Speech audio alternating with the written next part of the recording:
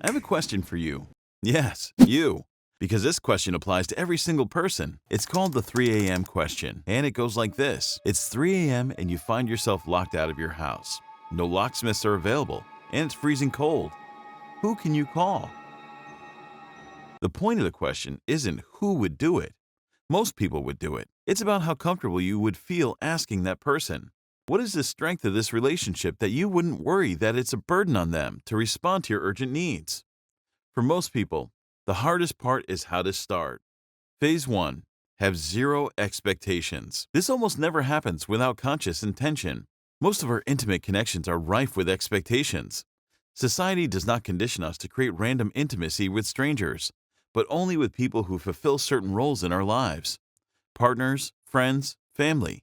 These predefined roles also all come with predefined expectations. So we forget to stay curious and allow interactions to play out. I understand the courage it takes to walk across a room and try to generate a relationship out of thin air. I'm just not interested. So don't just talk to the cute girl at the coffee shop, or if you do it without expectations. Talk to the old man who comes in to read every day. Talk to the young mother who looks like she could use an adult conversation. And those sorts of conversations are replenishing. That's the right way to think about it. They genuinely are. And I think that's because they provide you with that bread that's not material bread.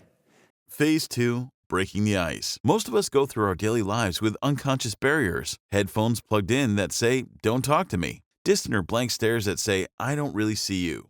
The easiest way to break that first barrier is simply to look up, make eye contact, and smile. Jordan Peterson sums it up well. Look at other people. Look at them, right? Why? Because if you look at them, you can tell what they're thinking.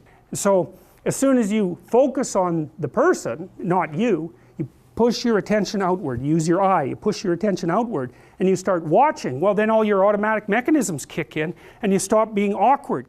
Now you looked at them, they looked back. Now what? One of the easiest ways to open a conversation is notice something specific about that person and ask a question about it. It can be a book they're carrying, something they're wearing, somewhere they're going, or something they're looking at. And I recommend not using the classic opener, "How are you?" If you meet a pretty girl in a club, she has likely been asked dozens of times that night, "How's your night going?" or some other variations of "How are you?" It's pretty hard to drive a conversation to somewhere different if the response is simply, "Pretty good." Instead, try asking them something novel. Challenge yourself to ask them a question they might not have been asked that night.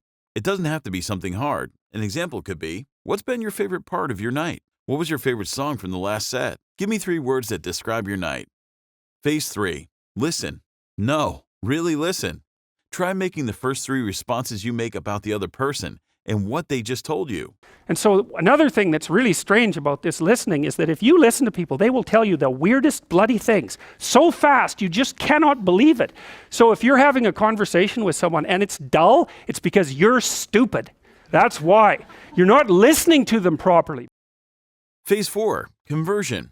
If you've successfully broken the ice, the next hurdle is to try to continue the relationship outside of the coffee shop, bus, or park that you met them at. You may not want to do this with everyone, but here are some tips if you do.